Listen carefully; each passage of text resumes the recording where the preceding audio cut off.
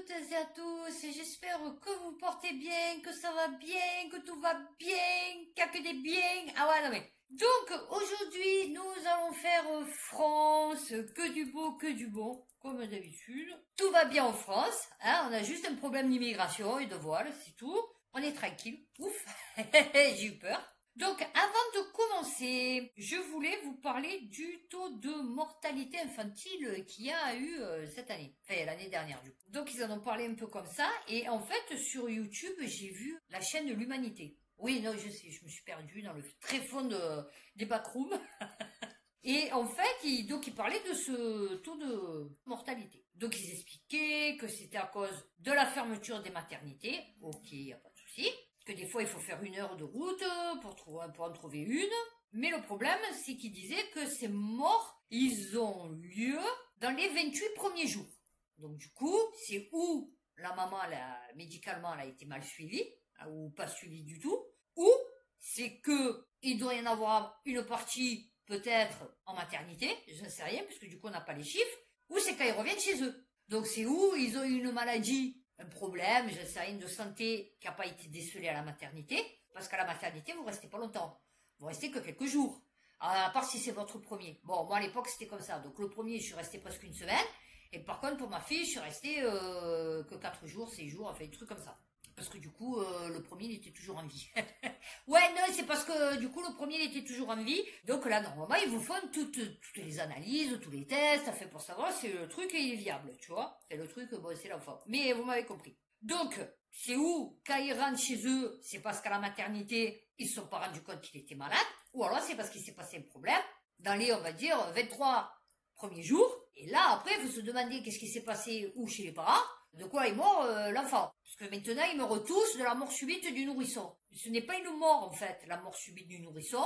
C'est juste parce qu'ils savent pas de quoi il est mort. C'est tout, point barre. Donc, quand ils vous disent, ouais, le bébé, il est mort de la mort subite du nourrisson, c'est parce qu'en fait, ils savent pas pourquoi il est mort.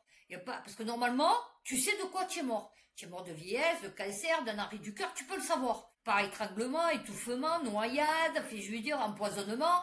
Normalement, il y a une cause. La mort subite du nourrisson, c'est une mort qu'en fait, ils savent pas déterminer la cause. C'est tout. Est-ce qu'il y a eu beaucoup de morts subites du nourrisson? Ou de morts d'enfants et de quoi? Et comme les 3 quarts du temps, ils vont pas se faire chier à chercher la cause de la mort du nourrisson, parce qu'ils en ont rien à foutre. Donc du coup, ils vous disent, ouais, votre bébé, il est mort de la mort subite du nourrisson. Et si vous lui dites, oui, d'accord, mais il est mort de quoi, du coup? Ils vont vous dire de la mort subite du nourrisson. Oui, non, mais d'accord, mais c'est son cœur qui s'est arrêté, son cerveau qui a disjoncté, c'est quoi? Non, c'est la mort subite du nourrisson. Vous voyez ce que je veux dire? Donc, nous sommes 23e. Eh ouais. Alors, parmi les 27, oui, non, pas parmi le monde, hein, ni l'univers. Nous sommes 23e sur 27. En fait, on est entre la Pologne et la Bulgarie. Voilà. C'est bien, vu qu'on va filer, je sais pas combien de milliards à la Bulgarie pour sa précarité énergétique et de transport, on se dit, ouais, peut-être il faudrait peut-être garder les pépettes, non? Pour arriver vraiment très loin de la Bulgarie, en fait. Il est un peu plus haut que la Pologne. Voilà, c'est tout. Donc, en fait, ce qu'il faut savoir, c'est que les maternités, elles ont commencé à fermer sous Pompidou.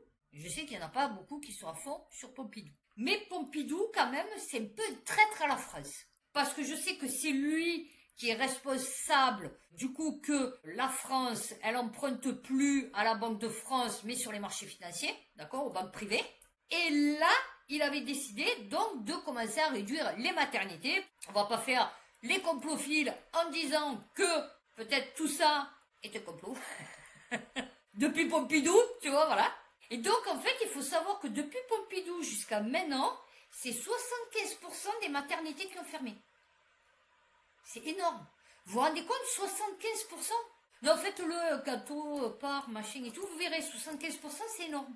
On a le plus faible taux de natalité de tous les temps. Là aussi, hein, voilà, c'est historique. Moi, je pense qu'il y en a beaucoup. Les carriéristes, les WOC, les éco-anxieux, je sais pas quoi. Ok, eux, ils veulent plus faire de gosses. Donc, vasectomie, machin, enfin bon, etc. Et il y a aussi, pendant la crise Covid, beaucoup de femmes enceintes se sont faites injecter. Moi, je regarde beaucoup les trucs de télé-réalité, vous savez. Et en fait, je peux vous en citer, c'est Jazz, Hilary, qui sait aussi qu'il y a eu des problèmes de santé, je ne me rappelle plus qui. Et tous leurs bébés, quand ils naissent, ils ont des problèmes de santé. Parce qu'elles ont été 3 pupiou. Et je me dis, pourquoi pas? Fausse couche, ça fait bon, tu vois. Finalement, ils y arrivent, hein. Ils y arrivent à faire leur plan de réduction de la population. Ah oui. On va commencer. Reporter, engrais chimiques, comment l'agriculture française finance la guerre de Poutine. Énorme et portatrice de gaz naturel liquéfié et d'engrais azotés russes. Eh ouais. La France renfloue les caisses de Poutine, analyse un rapport des Amis de la Terre. Une solution, changer de modèle agricole pour stopper cette dépendance. Oui, mais alors déjà que les plantes, elles pompent plus. Du gaz carbonique, si en plus tu mets plus d'engrais chimiques, je veux dire, on mange plus rien, quoi, tu vois, voilà. Alors, ou alors c'est mieux chez les autres que chez nous. C'est-à-dire nous, on n'aura plus rien et on fera tout venir de l'extérieur, tu vois. L'UE s'est engagé via son plan Repower You. Repower You. Je vous jure, à s'affranchir du gaz russe d'ici 2030. Ah bon oui, bon on l'aime pas Poutine, mais on l'aime bien quand même. Ah bon oui, attends, 6,21 milliards de mètres cubes en 2024. Ah bon oui, qui fait la Russie le deuxième fournisseur après les États-Unis. Ah ouais, mais là on en a après les États-Unis. C'est pour ça Poutine s'en fout un peu. Nous maintenant c'est les États-Unis. Eh ouais, c'est notre Poutine à nous. Ah, j'avais nos poutines dans l'œil. Ah, vous savez ce que c'est, nos poutines? Bah, c'est un caca.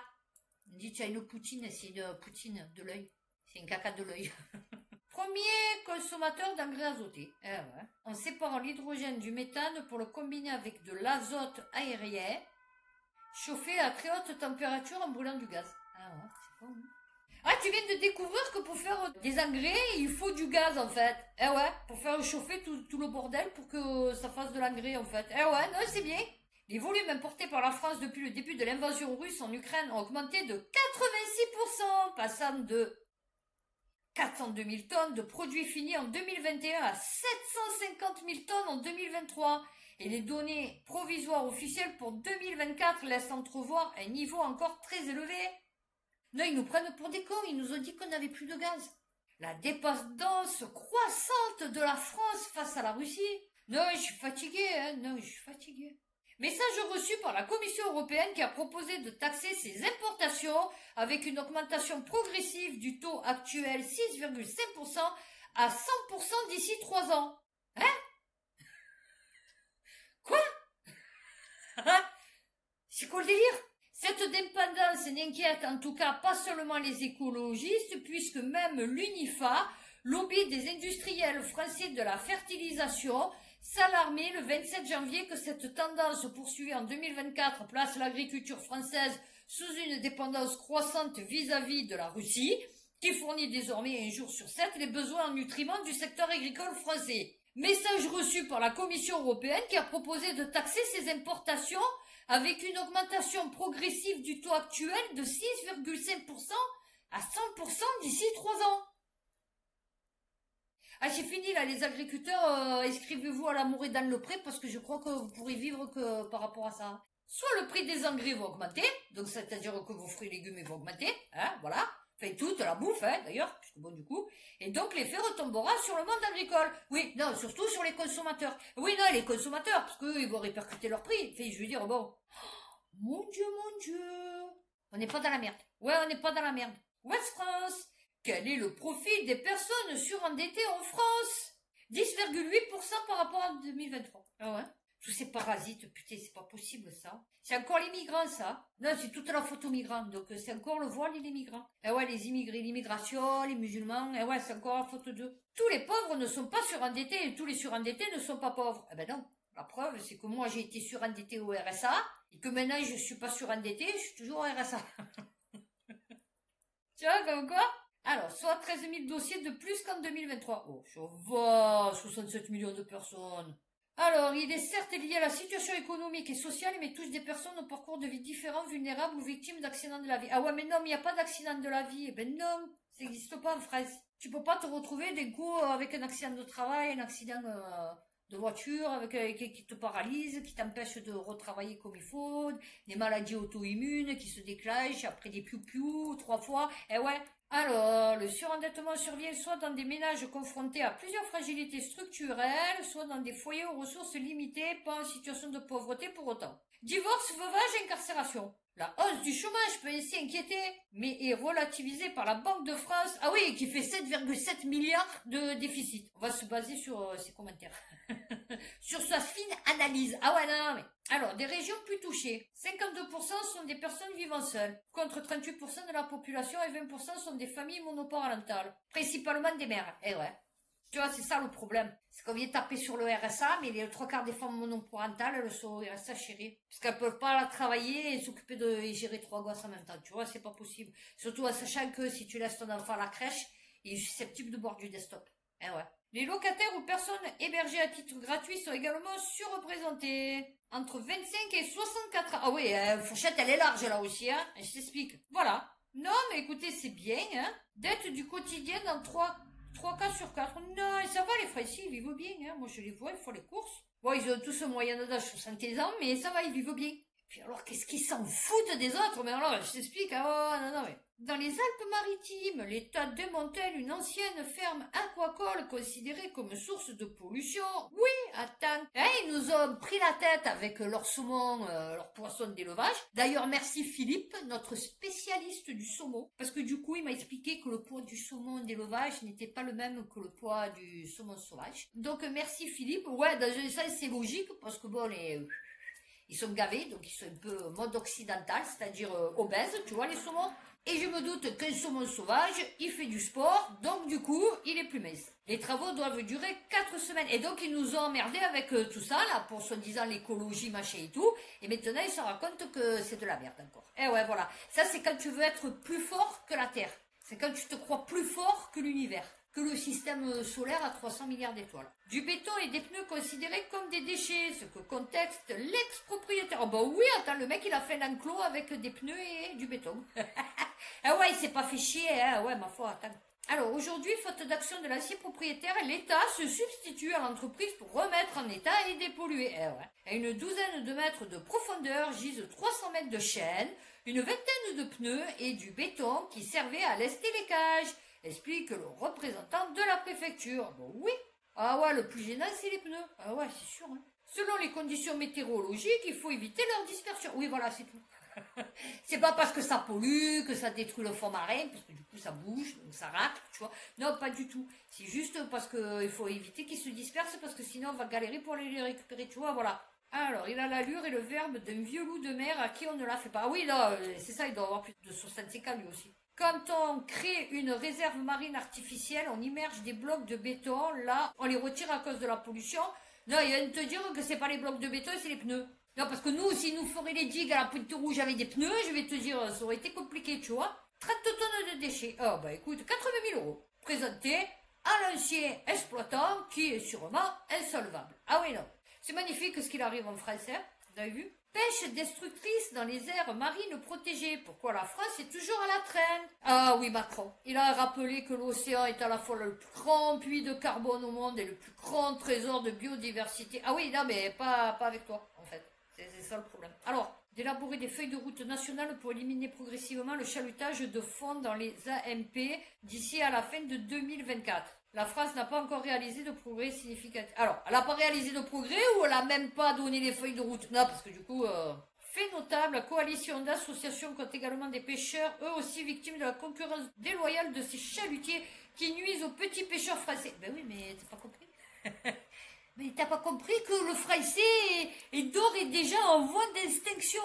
Tu vois, que ce soit physiquement, que ce soit économiquement, que ce soit piscicolement, que ce soit agriculturellement, que ce soit industriellement. Tu vois, c'est fini, c'est terminé la France. Je sais pas, voilà, je crois que les gens... Bah, non, c'est bien, parce qu'ils commencent à comprendre. Non, c'est bien. Vous voulez passer ce con d'Elisabeth Borne? Parce que vous savez que maintenant, on a des problèmes avec Borne. L'humanité. Elisabeth Borne rattrapée par l'affaire de la tour triangle. Oh bah oui, attends, oh. Elisabeth Borne a-t-elle abusé de son pouvoir pour faire avancer la construction de la tour triangle à Paris au mépris de certaines règles? Favoritisme autour de la construction de ce bâtiment situé dans le parc des expositions de la capitale. Des faits qui ne concernent pas son activité de ministre, mais un poste antérieur. Ah bah oui, non, bah, Ben oui, mais pour devenir ministre, ma foi, il fallait bien qu'elle soit condamnée ou mise en examen, suspectée d'avoir fait quelque chose d'illégal. Parce que sinon, c'est pas possible. Vous voyez, comme quoi, quand je le dis, que maintenant, pour être ministre, président et tout, il faut avoir un casier judiciaire, c'est pas pour rien. Cette convocation est passée sous les radars et ne figurait pas à l'agenda de l'ancienne première ministre. Oh ben non, ben j'étais pas marqué. Non, là, je vois mardi, c'était pas marqué que je devais être suspectée de favoritisme dans l'histoire de la tour triangle. Eh ben non, regardez, c'est pas marqué. Ah, c'est parce que j'ai pas fait comme Jordan Bardella. Eh ouais, je suis con. Bon, amenez-moi un nouvel agenda, je marque. Eh ouais, ça s'est passé quand cette histoire? Entre 2008 et 2013. Donc achetez-moi un agenda, à peu près pareil, si vous trouvez. Et comme ça, je fais comme Jordan Bardella. Ouais. Un gratte-ciel de 42 étages. Ah oui, non, mais en plus, c'est pas le petit truc, quoi, tu vois. Haute de 180 mètres, la tour triangle est un bâtiment de luxe d'un coût de 660 millions d'euros. Ce gratte-ciel, essentiellement des bureaux et des chambres d'hôtel, est un projet mené à l'origine par Elisabeth Borne et Anne Hidalgo, qui, à l'époque, se trouvait être la première adjointe à l'urbanisme. Ah ben voilà. La construction de la tour a commencé en février 2022, 18 ans après son lancement, et le bâtiment doit être livré en 2026. Bon, écoute, magnifique. Éviter à Viparis de s'acquitter du droit d'entrée de 263 millions d'euros demandés aux candidats de l'appel d'offres. 263 millions d'euros. Non, c'est bien. Moi, j'adore les gens, tu vois. Ouais, c'est RSA. Bah, fais pas que le RSA, hein, les chômeurs, tous les handicapés, tout. C'est parasites, ils servent à rien. Eh ben là, Viparis, 263 millions d'euros. Légion d'honneur. Eh ouais. Lui, c'est pas RSA 695 euros qu'il a eu, c'est 263 millions. On voyait 4 hauts fonctionnaires de la ville de Paris, ce qui ressemble à des consignes qu'elle aurait elle-même reçues de Bertrand Julien Laferrière, directeur du développement d'Unibail Rodamco. Dans ces mails, on peut lire « Éviter de donner l'impression qu'on s'est concerté entre nous avant cette rencontre » ou encore « Éviter de dire « On s'est mis d'accord avec Unibail », mais dire plutôt « Nous avons déjà expliqué tout cela à Viparis ». Ah bah oui, je voulais dire que c'était des pantins, que c'était des marionnettes, mais... Vous êtes toujours dans le truc, alors peut-être pas vous, spécialement ceux qui me regardez, ou ceux qui me regarderont, mais en tout cas, vous êtes toujours dans le truc. Non, ils s'en foutent de vous, ils en ont rien à foutre de vous. Vous savez quoi?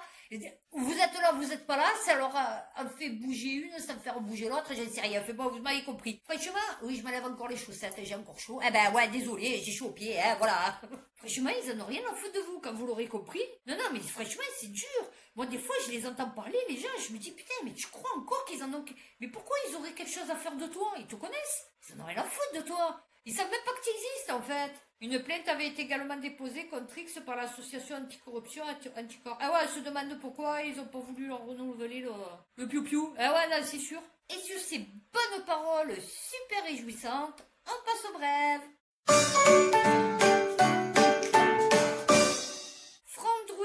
C'est la faillite pour le numéro 1 du solaire en France qui laisse sur le carreau de nombreux clients mécontents. Ouais, et je suppose aussi des salariés. Non, non, moi j'aime bien. Ouais, les clients ils sont pas contents. Ouais, d'accord. Non, mais dans l'histoire aussi, les salariés, tu vois, qui seront sûrement au chômage. Pour cause des retards de livraison et des demandes de remboursement qui s'accumulent, le 31 janvier dernier, la justice a tranché. La société spécialisée dans la vente et dans la distribution de kits solaires pour l'autoconsommation a fini par être placée en liquidation judiciaire selon le site Ecoinfo. Oscaro Power. Voilà, c'est pour ça. Voilà, c'est pour ça, j'ai dit Power machin et tout, c'est mort. Non, c'est bien, c'est bien. Donc il laisse sur le carreau de nombreux clients et sûrement de nombreux salariés, mais ils n'en parlent pas. France Bleu, on vit avec une épée de Damoclès au-dessus de la tête. L'inquiétude des salariés d'ArcelorMittal à Fos-sur-Mer. On écoute. Depuis ce son, ça va, franchement. Alors, le président de la République et le premier ministre indien sont en visite en Provence ce mercredi, au lendemain de l'annonce d'ArcelorMittal de relocaliser une partie de ses activités en Inde. Les Chinois ne se sont pas réveillés hier, on les a vus arriver pendant qu'ils investissaient dans la recherche et le développement. Notre groupe, lui, a préféré chouchouter ses actionnaires et sa famille. Bah ouais, mais chaud, attends, les proches d'abord. Ah ouais, après les autres, c'est fou. Comme il disait mon beau-père, après moi la fin du monde. Ah ouais, avec nos 2 hauts fourneaux, on aurait pu anticiper la transition vers un acier écologiquement responsable. Mais aucun budget n'a été... Ben non, parce que ça n'existe pas en fait. C'est pour ça qu'ils partent en Inde. Tu vois ce que je veux te dire? S'ils partent en Inde, en fait, c'est pas parce que, bon d'accord, peut-être les coûts, j'en sais rien, enfin bon voilà. Mais c'est surtout que oui, effectivement, toi tu demandes une transition vers un acier écologiquement responsable, mais tu peux pas le faire. Tu peux pas le faire, c'est de l'acier. Tu peux pas le faire. Avec un haut fourneau déjà arrêté et un autre qui s'éteindra en 2026. L'avenir du site est incertain. Ah non, il est plié. Ah ouais, non, là, à ce moment-là, il est plié. Ils en ont deux. Il y en a un qui est déjà arrêté et l'autre qui va s'éteindre en 2026. L'avenir du site est incertain. Voilà, non, c'est sûr. Non, c'est plié, là. Il n'y a personne qui va le reprendre, ton truc. C'est tout dégueulasse, ça coûte cher. Il n'y a personne qui le reprendra. 2700 employés encore au chômage. Voilà, donc c'est bien. J'ai mis un peu dans les brèves des trucs de Marseille. Non, parce que pour vous montrer le niveau aussi. Alors, parce que bon, d'accord, ok, il y a beaucoup de migrants à Marseille. C'est parce qu'il y a beaucoup d'immigration qu'on se dirait au bled que c'est sale. Ok, mais l'ex-directrice générale de Marseille Habitat condamnée pour s'être auto-augmentée. Oh bon, oui, écoute, attends. Oh, 1000 euros. Oh, ça va. C'est rien, 1000 euros. C'est ce que je gagne au moins 8 mois. Ça va.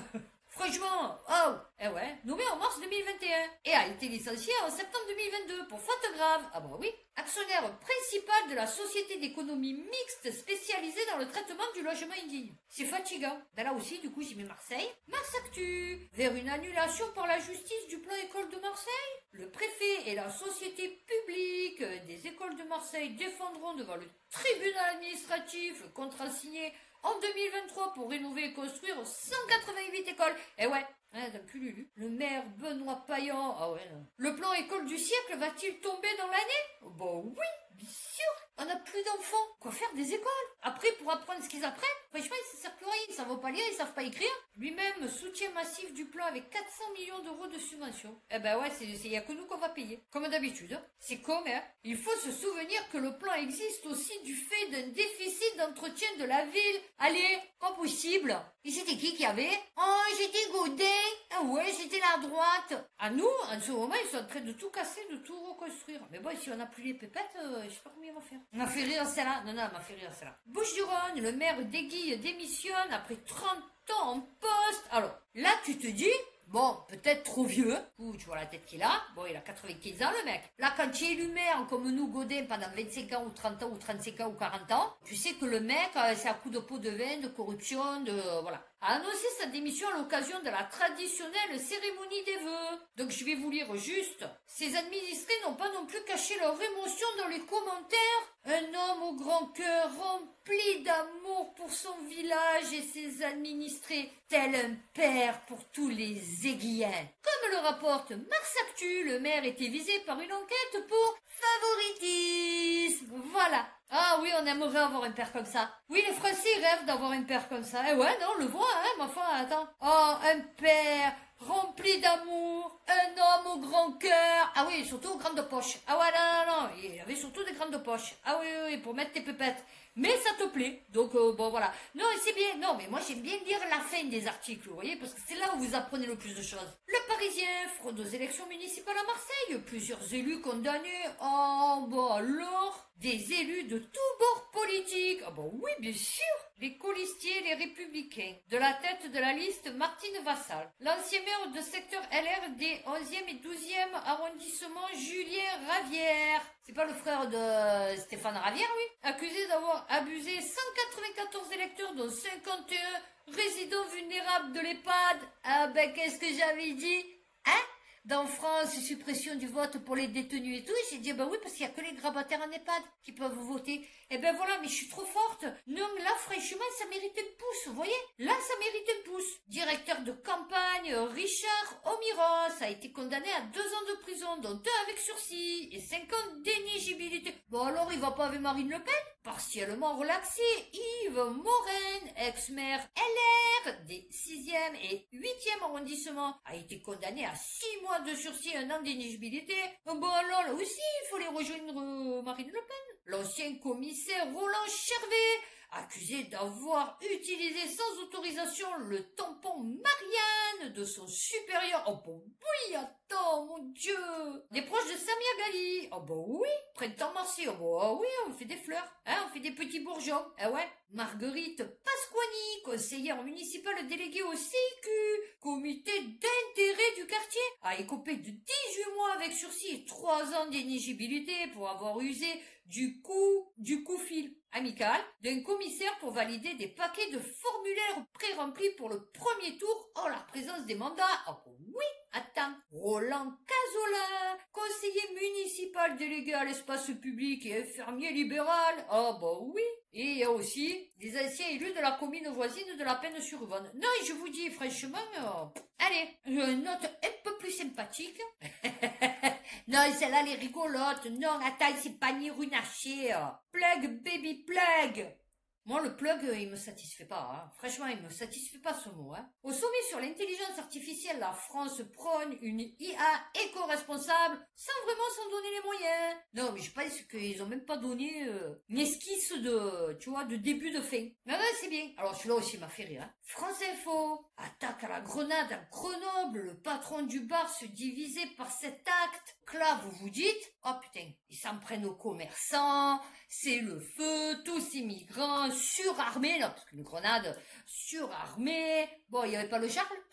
Ah, il n'y avait pas le Charles? Ah ouais, non, mais... Son fils placé quelques heures en garde à vue. Donc tu te dis, c'est le fils qui a balancé la grenade dans le restaurant du père, tu vois. Non, attendez. L'homme de 56 ans assure être la personne ciblée par l'attaque sans enfoncer les raisons qui ont pu motiver le ou les auteurs. Toi, tu te dis, au pire, au règlement de compte, t'as fait bon, fait magouille, tu vois. Âgé de 56 ans, il a 11 condamnations dans son casier judiciaire. Il a été condamné la dernière fois en novembre 2024 pour blanchiment, condamnation pour laquelle il a fait appel. Le fils, coupable du meurtre de Kevin et Sofiane en 2012. Non, c'est vraiment de famille, tu vois. Par ailleurs, son fils âgé de 28 ans a été placé jeudi en garde à vue pendant quelques heures pour détention de cigarettes de contrebande qu'il était venu retourner chercher dans le bar malgré le périmètre établi par la police. Qui est, cet homme de 28 ans, a 13 condamnations dans son casier judiciaire. Il a notamment été reconnu coupable du meurtre de Kevin et Sofiane en 2012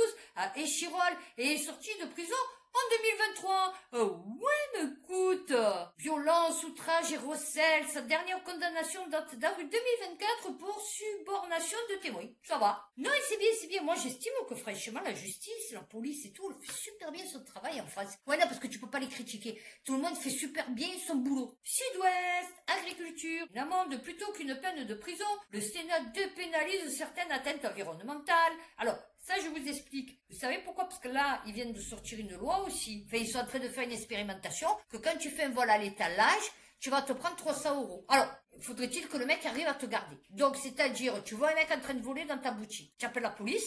Il faut que tu le retiennes, d'accord, le temps que la police arrive, une arrivée hypothétique, aléatoire, hein, d'accord, on est ok, dans une chronologie, une timeline assez fourchette, assez grande, et après, donc, les condés arrivent et ils te mettent une amende de 300 €. Alors, si tu peux payer de suite, c'est 250, sinon c'est 600. Pourquoi?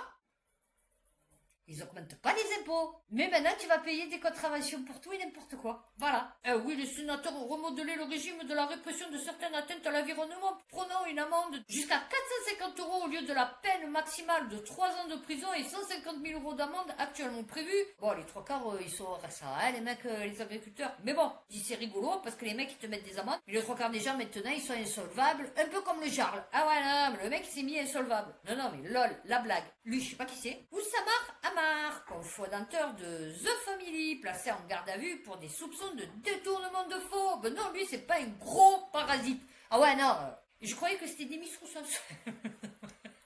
Il est aussi dégueulasse que non, plus cher, Demis Roussos, au moins il chantait des chansons rigolotes. Faux et usage de faux et blanchiment. L'incubateur de start-up The Family. Ah, d'accord, ok. Eh ouais, la start-up française. Eh ouais, de Macron. Eh ouais, c'est pour ça. Alors, d'avoir détourné près de 3 millions d'euros à l'entreprise. Oh, ça va, écoute, lui, c'est un petit parasite, hein? Ah bon, oui. Ah bah, les RSA. Il nous pompe tous les sous, ces cons de RSA. Ah bon, oui. Non, je sais, j'ai bloqué, mais non, mais il faut voir. Non, parce que le RSA, c'est le minimum syndical. Le Parisien, une quarantaine de dossiers suspects. Une ancienne fonctionnaire soupçonnée de fraude au titre de séjour. Je suis bien, écoute. Une ancienne fonctionnaire de la sous-préfecture de Béziers est soupçonnée d'avoir délivré frauduleusement des titres de séjour pour le compte d'un réseau d'aide au séjour irrégulier dont plusieurs membres présumés ont été interpellés. Ah ouais, ils ont dû balancer. Ah ouais, ils ont dû balancer. Ils ont dû tout balancer. Non, c'est bien, c'est bien, c'est bien. Les Échos. C'est 2 milliards d'euros que l'État doit rendre aux énergies renouvelables. Alors, 2 milliards, plus peut-être 3 milliards de ZFE. Ah ouais, on n'est pas dans la merde. Le Conseil constitutionnel a désavoué. Non, c'est bien le Conseil. Non, c'est bien. Non, c'est bien parce que c'est des mecs qui sont payés par l'État. Il les désavoue au profit des professionnels de l'éolien et du solaire. Non, mais ça va, il n'y a pas de corruption, il n'y a pas de favoritisme, il n'y a pas de pot de vin, il n'y a pas de détournement de fonds. Non, ça va, ça va. Une facture au potentiel de 1,84 milliard d'euros. Ah bah oui, tu es un peu exagéré là, tu as dit 2 milliards. Bon ben voilà, j'ai fini sur France. Alors, je vous avoue que je n'ai pas encore trouvé de vidéo finale. Donc là aussi, ça sera la surprise. J'ai pas eu le temps de chercher. J'étais pas trop sur TikTok en ce moment. Donc du coup, je vais voir ce que je trouve. Bon, je vais bien trouver un truc sur la France. Hein, je vais vous dire, et tout ce qui sort en ce moment. On se retrouve après la vidéo.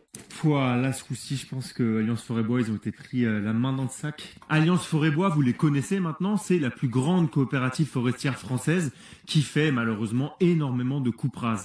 Et quand nous, on dénonce leurs coupes rases, leur réaction à eux, souvent, c'est de dire oui, mais ces coupes rases-là, elles sont légales puisqu'on a un document de gestion, donc tout va bien. Et même si sur le fond, c'est un très mauvais argument, en général, malheureusement, c'est vrai, il y a bien des documents de gestion, mais cette fois-ci, regardez ce qu'on a trouvé.